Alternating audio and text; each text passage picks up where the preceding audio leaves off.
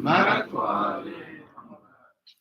Bismillah ar-Rahman ar-Rahim. So we've sent everyone on the WhatsApp group the letter that we are studying in this short series, which is letter number 31 of Nahj al-Balagha, the wasiyah of Imam Ali alayhi salam to his son Imam al-Hassan alayhi salam.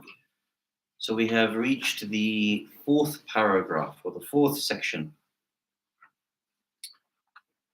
It begins in the English, give up discussing what you do not know. So if you want to open, please open to there, and inshallah we will be able to study this next section of the wasiyah together. Salawat ala Muhammad wa ali Muhammad. Allahumma salli ala Muhammad wa أعوذ بالله من الشيطان الرجيم. بسم الله الرحمن الرحيم. الحمد لله رب العالمين. الحمد لله الذي هدانا لهذا وما كنا لنهتدي لولا أن هدانا الله. والصلاة والسلام على أشرف الأنبياء والمرسلين خاتم النبيين سيدنا الممجد بشير المصدق المصطفى الأمجد محمود الأحمد أبي القاسم محمد اللهم صل على محمد وعلى أهل بيته الطيبين الطاهرين المعصومين ولعنة الله على الظالمين من الأولين والآخرين. أما بعد، فقد قال الله سبحانه وتعالى في كتابه المجيد وفرقانه الحميد وقوله الحق.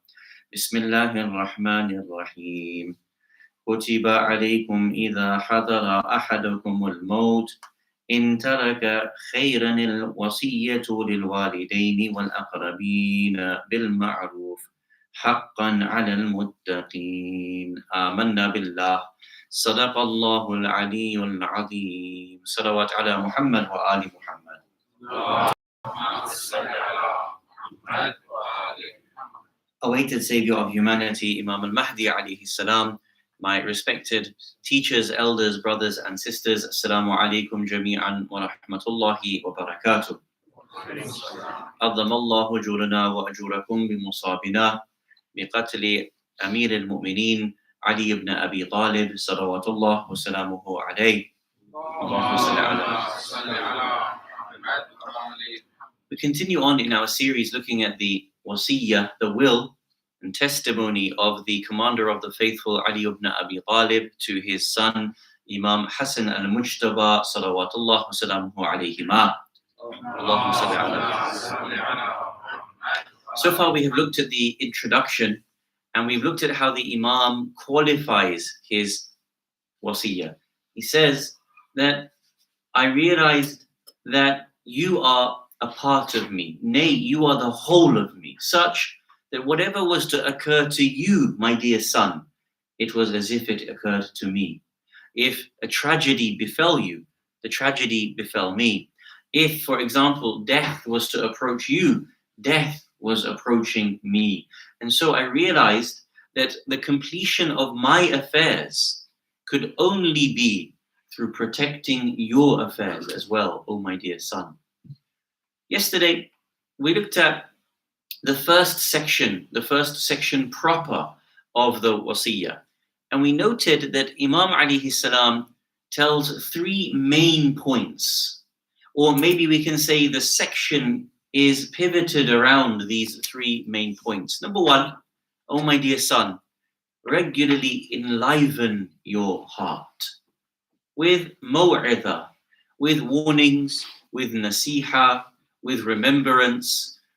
Enliven it with something that is going to make it come back alive after it has died. But at the same time, kill that is within you. Meaning, all of those different evil traits and qualities that can start to take root in a person from the time in which they are young, learn during your youth how to kill those bad practices off, lest they take hold of you and remain with you habitually, like you are addicted to them throughout your life, that you will not be able to turn away from them, whatever your age may be. And then the third thing the Imam says is that when you travel through the earth, wherever you are, local or abroad, realize that they have gone before you, you are following them. And try to understand what you are seeing in the world through the eye of basira, through an eye of insight, an appreciation of where you are and what you are seeing in front of you. These three pieces of advice collectively was the foundation of how to be able to train his young son, Imam al-Hassan alayhi salam, advising him with these three foundational qualities. Tonight, we go into the next section of the wasiyah of Imam alayhi salam. And this section can be summarized by the following statement. What should a youth get themselves involved in, and what should they not involve themselves in? What do we mean by this? When we say, what should a person involve themselves in? It is normal that a parent will feel quite restrictive of their own children, whom they spend time with, where they go. What should they involve themselves in? What type of clubs, what type of sports, what type of games, what type of things should they involve themselves in? And you can imagine, of course, with the protection that a parent feels, that they will want to ensure that what they involve themselves in is going to be beneficial for them. What is interesting is that the Imam does not address it from the perspective of after-school clubs or what a person should be involving themselves in terms of their friendship and so on. It might be that for two reasons. One, that of course, if someone is not good for your child, you will not want to expose them to that person or that environment anyway. So that should be something quite obvious. The second thing is that, of course, whatever is mubah for us, or mustahab for us, it is mubah and mustahab. If you want to involve your child in an after-school club, if you want them involved in a sports or a science or whatever interest is of interest to them, and of course, this is mustahab, depending on what the activity is. The Imam doesn't need to address this sort of thing. In terms of what the Imam wants to address in asking what should we get involved with as a youth, it are those things that are actually going to ground us in the involvement for things for the rest of our life, in terms of how we protect our own deen and protect the deen of Allah subhanahu wa ta'ala. I'll give you an example of what I mean. Previously, when I held position at another community, there was a severe tumult in the Shia world. And many of you will have heard of His Eminence Ayatollah Sheikh Ibrahim Zakzaki and his dear wife. You know that the majority of the children, many of the children of Ayatollah Zakzaki have been killed by the Nigerian government. Sheikh Zakzaki was arrested, as was his wife. They were thrown into dungeons and they were left without medical attention for many, many months, to the extent that even some of the wounds that they had received and the remnants of bullets that were within them started to deplete in the body and started to give them lead poisoning. They were refused from being able to have medical attention. For example, we had organized for the youth to be able to go on a protest outside the embassy because urgent medical attention was needed for one of our leading ulama of the world. And when we asked, could we take youth to this, we were told, no. The mosque does not want the community to be involved with political issues. The mosque does not want the youth to be involved with activist sort of issues, to be aware of what is happening, to be on the front lines, to help our maraji al-kiram and ulama al-kiram in such a desperate situation. We were point blank told, no, we cannot have a minivan from the Husseiniya to the embassy to be able to participate in what was a very well-known protest. If the youth want to go, they can make their own way, at their own expense, at their own time. What is important to understand when I raise this issue for you and I to think about is, what would the Imam of our time want our youth to be involved with? What are the most important things that our youth are involved with their time? You will notice that sometimes in our communities, and I don't label this here, other communities you might see that sometimes we treat some of the institutions that we have in the community as sort of a babysitting service. Madrasa comes, we drop off the kids for 3 hours, we expect them to come back as learned, ripe individuals. But when they do not come to the mosque, for example, except for Muharram or the big kushalis or the big wafats, then after 16 years, 18 years, I'm the one who gets a phone call, Maulana, our child is not praying salah. There was no tarbiyah at home. There was no attention given in the madrasa. The parents never bothered to check the homework, never bothered to look, never bothered to involve themselves, never participated in anything in the community that might ground them in an Islamic vision. But when, for example, at 18, they go off the rails, they all of a sudden want a magic pill. What's really interesting is when the parents say, Maulana, recite dua for our children? Why aren't they, why aren't they reciting their salah anymore? Why are they going out with this person and going out till late? Why are they getting in trouble? Excuse me, uncle, auntie, for 18 years, we haven't seen you or your family in the mosque. Now you expect your child to somehow stay away from things and not to be like every other person out there? Sorry, it doesn't work like that. You can only reap what you sow. And so if you've not put any effort into raising your children for 18 years, what magic pill do you think that there is going to be now? In this section of the Wasiyyah, Imam addresses this. He says, what do you think your children should be involved with and not involved with their time? Now that becomes very interesting all of a sudden, doesn't it? Because we already know, we said there are after-school clubs, this is important, this is good, involve them. But what you'll find is often within our community, when it comes to the fundamentals of the deen, this is pushed very much to the back. Exam time comes, the importance of secular exams, school exams, much more important than madrasa exams, for example. Or for example, if a person was to go to school, if your child was to go to school without pen and paper, it would be maddening. You would never accept it. It would be something embarrassing for the teacher to call up and say, your child came to school today without pen and pad. Would you accept it? No. But if they would come to the madrasa or to the majlis of Ahlul Bayt alayhimus salam in the same way, nothing is said.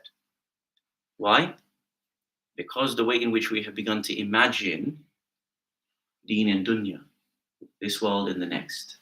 And so some of these bad habits creep in. Imam, in this section, addresses the idea, what should your youth or your children be involved with from a young age?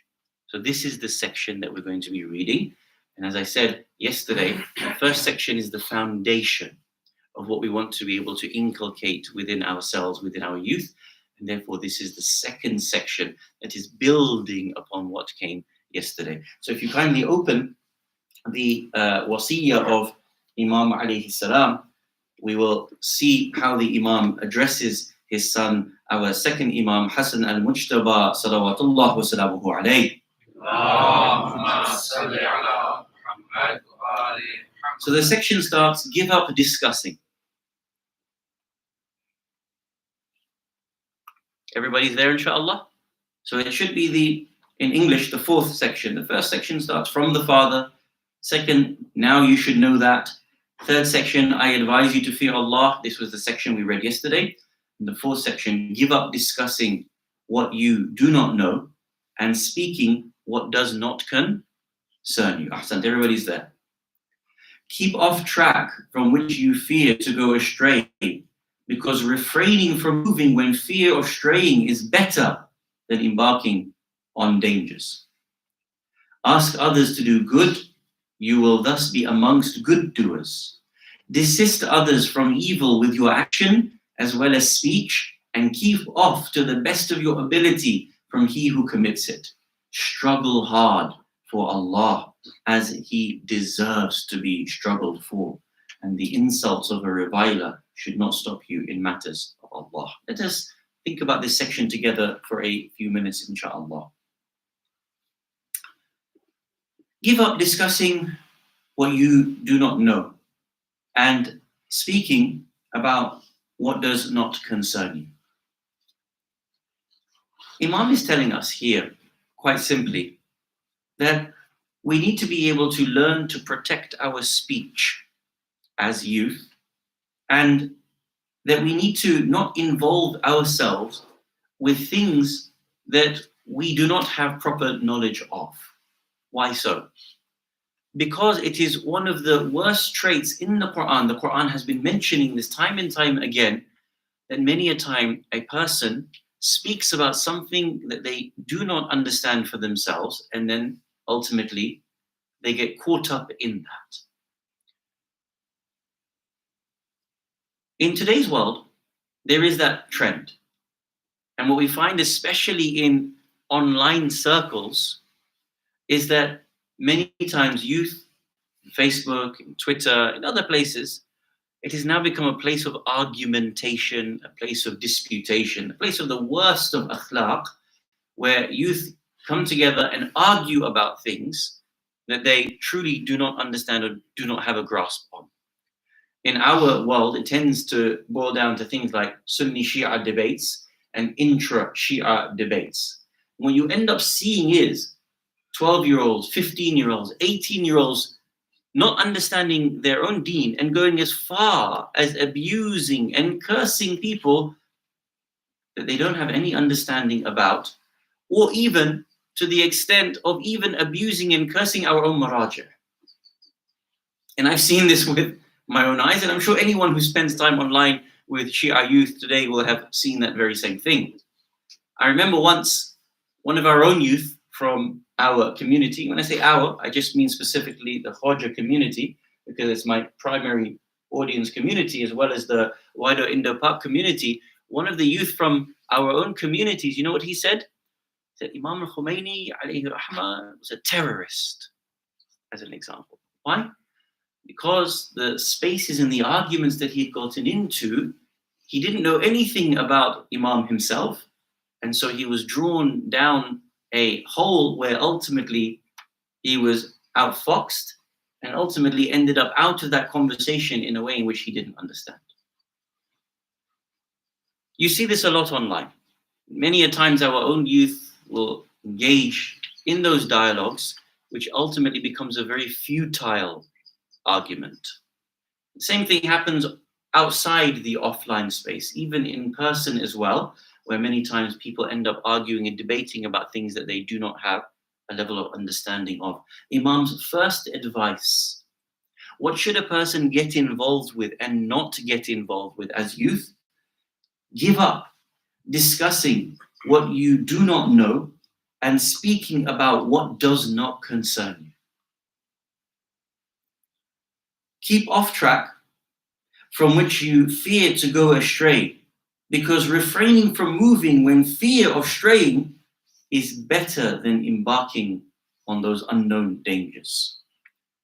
Imam alayhi salam here is telling his young son, Imam al-Hassan alayhi salam, that in the community or in the religion or in the sphere of matters, there are certain things that do not concern you, and it is better for you in your youth not to concern yourself with them, lest you go down an avenue that you shouldn't, or you end up in a place in which you shouldn't.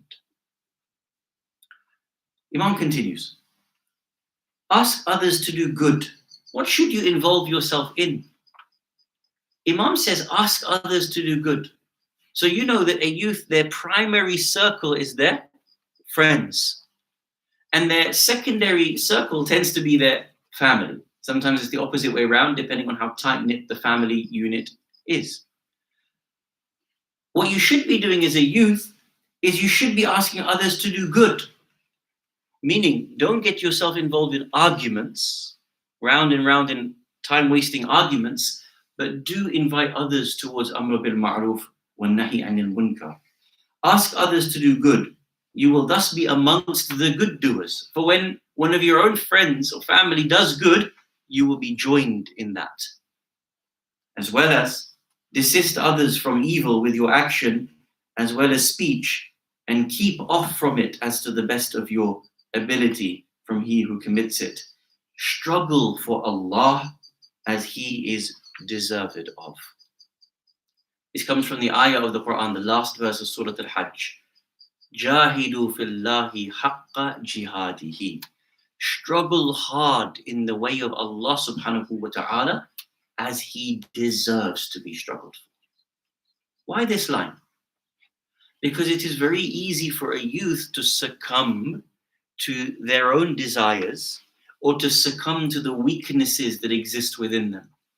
Imam tells his son, I want you to struggle as hard as Allah deserves to be struggled for.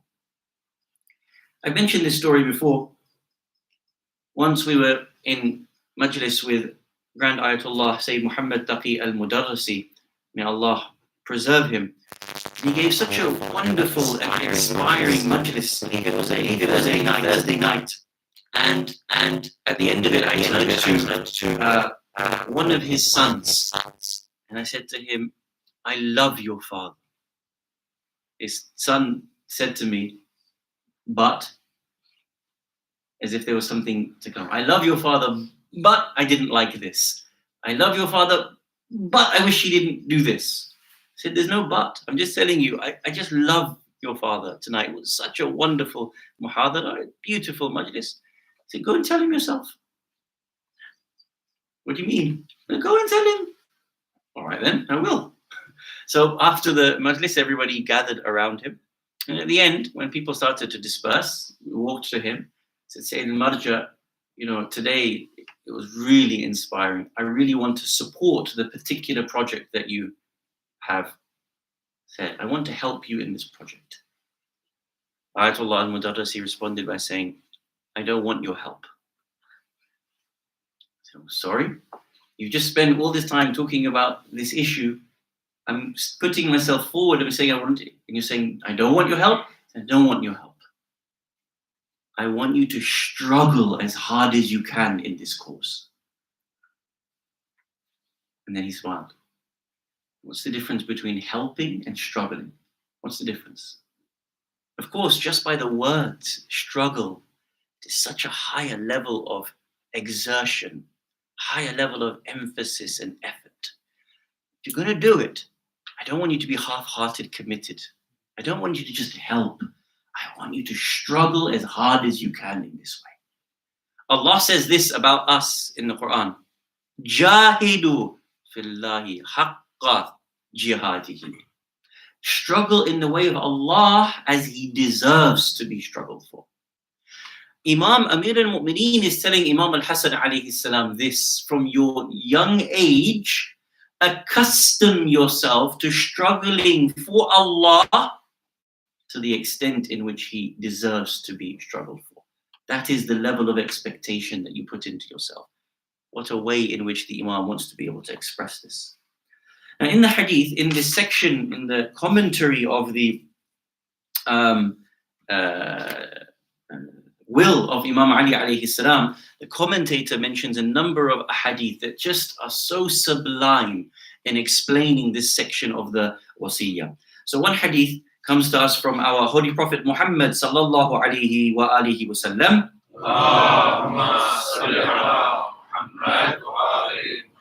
قَدْ جَاءَ رَجُلٌ إِلَى نَبِيٍّ. One of the companions, a man, came to the Prophet sallallahu alayhi wa alihi فَقَالَ يَا رَسُولَ اللَّهِ أَوْصِنِي. Give me a wasiyah. Give me something, some advice that I can take away from you, Ya Rasulullah. The Prophet responds to the matter of what you should say and what you should not say, what you should get yourself involved in and not get yourself involved in, as per the wasiyah of Imam Ali alayhi salam. Qala Rasulullah, the Prophet responds by saying, Ihfadh lisanak.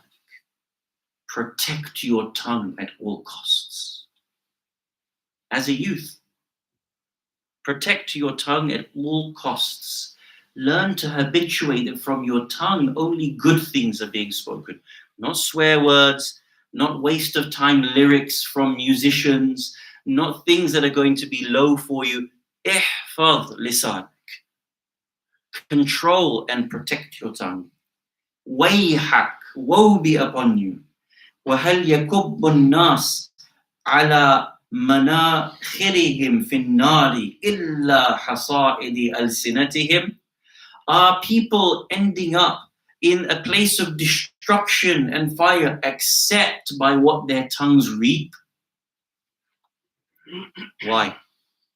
In another hadith, Imam alayhi salam says, you are the controller of your secret so long as it remains here. You're in control of what you say, how people view you. You're in control of your reputation completely until something leaves you, until you decide to write something on Facebook, until you decide to tweet something out, until you decide to put something out about yourself. Until then, you're in complete control of your reputation. But the moment you let go of that secret, it is now in the hands of someone else. They decide how to be able to utilize that. Once I was sitting in Karbala, in a hotel, and an alim, a big alim of the community, may Allah bless him, came and sat down and he said, Ja'far, what is your opinion about such and such a youth? There is a sister in the qafila, she wants to get married to him. She's being proposed to him. He said, Sayyidina, I have nothing to say. Why don't you just open his Facebook page? Everything you need to know about this young brother is in front of you. He will speak for himself better than I can speak for himself. And similarly with a sister, control your tongue. Control what leaves from you. Because the moment you let it out, you're not in control of it anymore. It goes out viral. And of course, when he looked online and he saw what this brother, may Allah bless him, was up to, pictures of himself here, pictures of himself there, doing this, doing that, immediately when the sister was no longer. Another hadith, this time from Amir al-Mu'mineen Ali ibn Abi Talib, salawatullah wa salamuhu alayhi. Continuing on in this commentary or this first section here that we are speaking about, Imam Ali alayhi salam says the following: Buni al-kufru ala arba'i ila arba'i da'a'im. That rejection is rooted. Rejection meaning kufr, rejection of the truth, is rooted, is built on four things: al-fisq, al-ghulu, wal-shak, wal-shubha. Al-fisq, al-fusuq, being fasiq, being corrupt, entering into any sort of corruption. Wal-ghulu, extremism.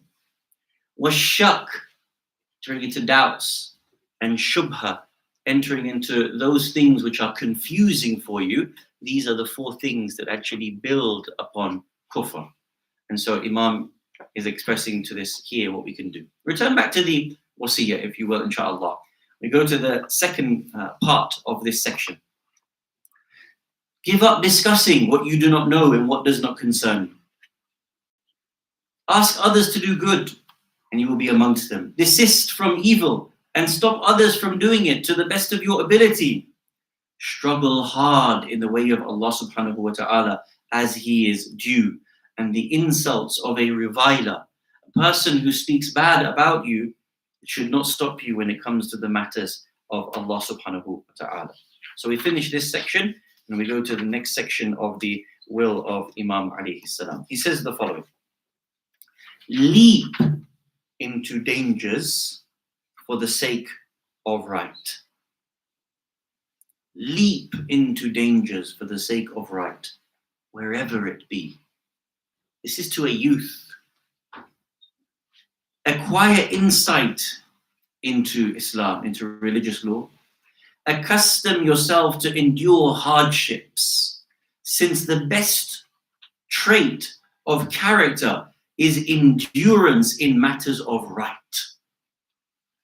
I mentioned earlier, our youth, for example, my own experience, often have been curtailed from participating in things that needed to be protected of the ummah.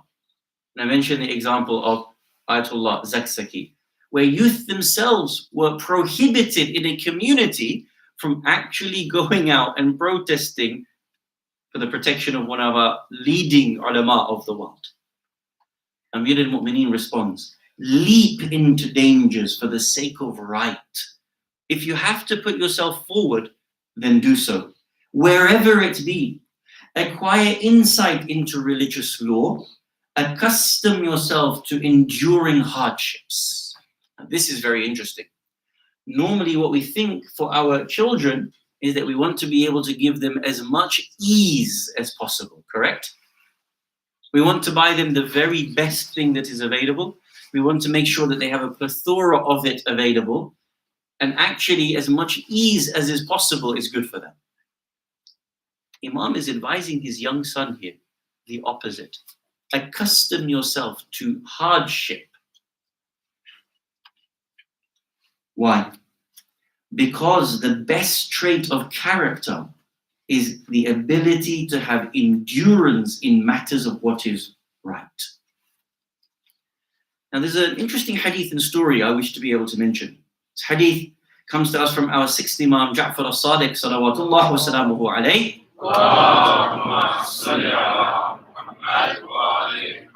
So he was asked his opinion about difficulties. And the Imam responds by saying, Ya hada, isbir ala al-haq, فَإِنَّهُ لَمْ يَصْبِرْ أَحَدٌ قَطْ لِحَقٍ إِلَّا عَوَّضَهُ اللَّهُ مَا هُوَ خَيْرٌ لَهُ. Allah subhanahu wa ta'ala will give you something better. Listen to this hadith. Bear patiently upon the truth. For if a person can bear patiently upon the truth, no matter how difficult it is, Allah will compensate you with something even better than it. Whatever you've lost out, by bearing upon that hardship, Allah will compensate you with something even better than what He has taken from you on the path of Haqq. His Eminence, Grand Ayatollah Sayyid Muhammad Baqir al-Sadr, rahmatullahi ta'ala alayhi. You all know Shaheed Muhammad Baqir al-Sadr, correct? You all know that he and his sister, Shahida Amina bint al-Sadr, salamullahi alayhima, they were murdered by Saddam al-Tikriti. You all know this. And maybe you know how they were killed. Shaheed al-Sadr, when he was a young child, a young boy, he was being forced by his family members to go into his family business. They were traders, they were managers in marketplaces, and they were forcing him to go into this. Shaheed al-Sadr said, no, I want to continue my education. I want to stay in school, and even if it means that we don't have as much money, I am more interested in my education than I am in earning. And what he used to do, with a little bit of money that he had, like his pocket money, he would go to the bookshop and he would buy a book, he would read it, he would return it back to the bookshop and then exchange it for a new one. So he would sell it back to the bookkeeper and then buy a new one. It got to the point where he became a young man, just after the age of Baligh, and he said to his family members, I want to enter into the Hawza Ilmiya. His own family members said, we're not letting you go in. We don't want you to go in. Why? Because to join the Hawza Ilmiya is going to be difficult for you. Do you know, it's going to be a struggle of a life for you. You're not going to have money. You're not going to have anything at all. Do you know what Shaykh Muhammad Baqir al-Sadr used to do? Every day, he reduced himself to one meal a day. This is a child, just after the age of bulugh. He voluntarily started fasting every single day and reduced himself to one meal a day. Eventually, his family members came to him and said, what are you doing? Why do we see you like this? He responded to them by saying, I want to prove to you that I can endure any level of hardship. And even if it means me going into the Hawza Ilmiya and not having excessive money, not having anything really to be able to have a good stipend on, I will prove to you that there will not be a moment's complaint from me. Voluntarily, I will fast every day until you accept that I enter into the Hawza Ilmiya. This was the training of His Eminence Shaheed Muhammad Baqir al-Sadr. Look at what Imam says. Accustom yourself to endure hardships, since the best trait of character is to endure in matters of right. In all affairs, resign yourself to Allah, because you will thus be resigning yourself to a secure shelter and a strong protector. You should ask only from your Lord, because in His hand is all the giving and all the depriving. Seek good from Allah as much as you can. Understand my advice, Imam says to his son, subhanAllah. And understand my advice and do not turn away from it, because the best saying is that which benefits. Know that there is no good in that knowledge which does not benefit, and if knowledge is not made use of, then its acquisition is not justified. Imam here is telling you and I, and telling ourselves and our children what to be involved with as a youth and what to stay away from as a youth. Imagine you are Imam al-Hassan alayhi salam, and you have to stand by the side of this father as he struggles his last breaths. Nay, imagine you are Imam al-Hussein. Nay, imagine you are Sayyida Zainab and Sayyida Kulthum. Imagine this Zainab, she has already had to lose her grandfather. She has already had to lose her mother. And now it is her father that is going to depart from her, making her an orphan in this world. According to our Dhakirin, in these last moments, Amir al-Mu'mineen gathers his family members to him, and then he begins to bid farewell to them one by one. He now places the hand of every one of his family members into the hand of Imam al-Hassan alayhi salam, and he says, "This is the Imam after me. All of you bear witness and follow Imam al-Hassan alayhi salam after me. But there is one whom his hand he has not put into the hand of Imam al-Hassan. That was his young son, Abu Fadil al-Abbas. It is said that al-Abbas begins to weep.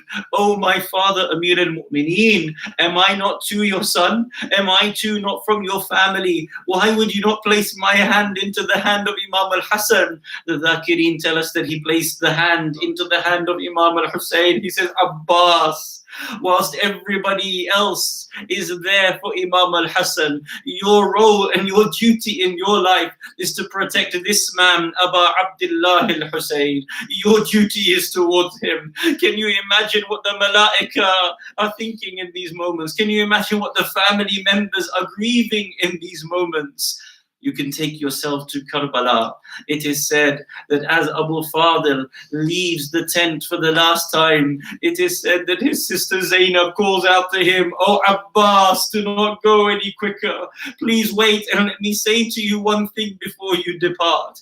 Abbas, this giant of a human being, stands in front of his dear sister Zainab. He says, "Oh my sister Zainab, what is it that you want to tell me?" It is said that Zainab responds by saying, "Oh Abbas, whenever our father used to tell us about Karbala, he would tell me that there would come a time when I would become a captive, when they would enchain me, when they would come and throw stones at me, when they would pull my hijab from me, when they would parade me from city to city. They even told me that in the city of Kufa I would return back like this. But oh Abbas, I could never understand how our father would tell me such things. But at this moment, when I see you departing, and I know that you are not to return back, I know that my time has come to me, oh Abbas. I know that in a few hours' time, it will be me that is captured and I will be paraded from city to city." ألا لعنة الله على القوم الظالمين وسيعلم الذين ظلموا أي منقلب ينقلبون إنا لله وإنا إليه راجعون. We ask you, Allah, grant us the ziyarah of Imam Amir al-Mu'mineen fi dunya wal akhirah. We ask you, Allah, accept our hajat bihaqqi Amir al-Mu'mineen alayhi salam. And we ask you, Ya Allah, whatever our hajat are tonight in Laylatul Qadr, accept them and implement them quickly and hasten the appearance of Imam al-Mahdi alayhi salam. Matima Ali, Ya Ali, Matima Hussein, Ya Hussein. Ya Hussein, Ya Hussein,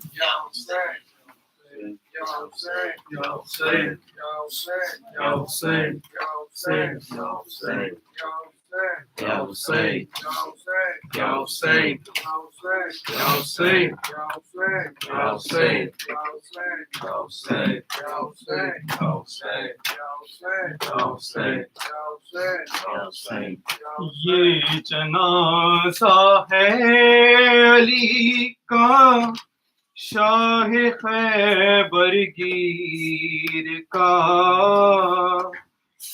آج بابا مر گیا ہے شبر و شبیر کا، یہ جنازہ ہے علی کا، یہ جنازہ ہے علی کا شاہ خیبر گیر کا، یہ جنازہ ہے علی کا، فاطمہ زہرا کے مرقد سے صدا آنے لگی، فاطمہ زہرا کے مرقد سے صدا آنے لگی، ہے صدا آنے لگی، یہ مصائب رہ گیا تھا کیا میری تقدیر کا،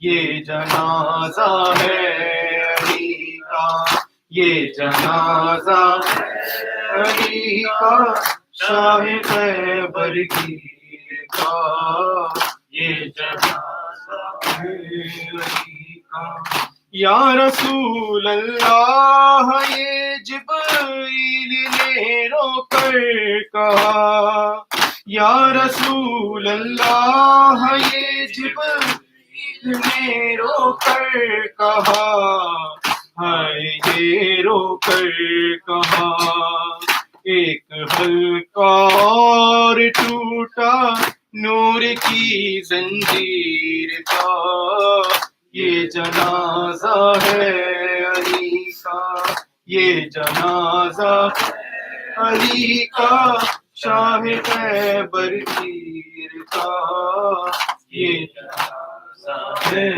علی کا، کیوں چلائی تیغ ہے در پر بن ملزم بتا، کیوں چلائی تیغ ہے در پر بن ملزم بتا، اے بن ملزم بتا، قتل قرآن کر دیا کا گلا تفسیر کا، یہ جنازہ ہے علی کا، یہ جنازہ ہے علی کا شاہ خیبر کا، یہ جنازہ ہے علی کا، غم علی کی بیٹیوں کے پھر سے تازہ ہو گئے، غم علی کی بیٹیوں کے پھر سے تازہ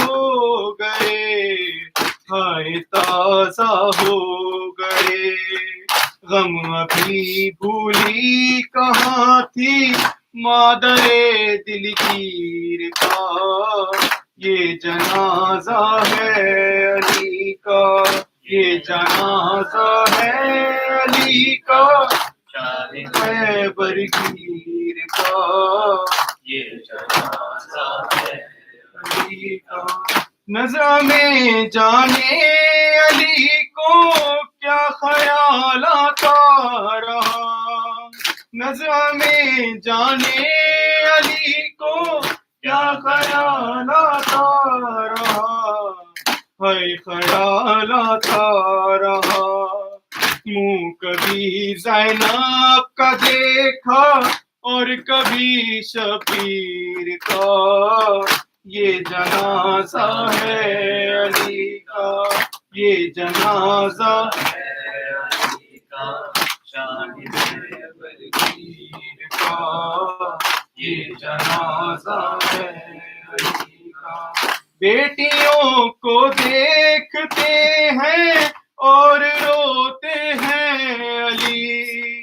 بیٹیوں کو دیکھتے ہیں اور روتے ہیں علی، ہائے روتے ہیں علی، ہائے وہ ظالم تصور شام کی تشہیر کا، یہ جنازہ ہے علی کا، یہ جنازہ ہے علی کا، شاہ خیبر گیر کا، یہ جنازہ ہے علی کا، یہ جنازہ ہے علی کا، شاہ خیبر گیر کا، یہ جنازہ ہے علی کا۔